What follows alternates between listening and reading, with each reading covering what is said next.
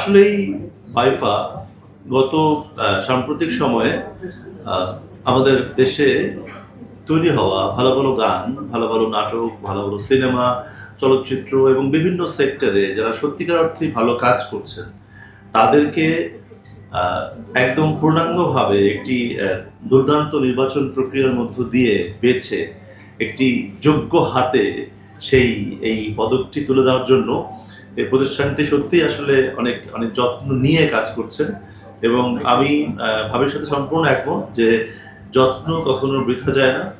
এবং আমি শুধু একটা জানি না বাড়তি কথা হবে কিনা সেটা বলে আমি শেষ করবো। তা হচ্ছে যে যেহেতু যোগ্য ব্যক্তির হাতে পদকটা তুলে দেওয়াও জরুরি, তেমনি যোগ্য ব্যক্তি তৈরি করাটাও জরুরি। যেহেতু বাইফার সাথে ইনস্টিটিউট শব্দটি আছে, সো বাইফাকে সামনে একটা সত্যি বাংলাদেশে একটা প্রপার ইনস্টিটিউটের দিকে আগাবে কিনা এই স্বপ্নটার আমি আজকে দেখে গেলাম।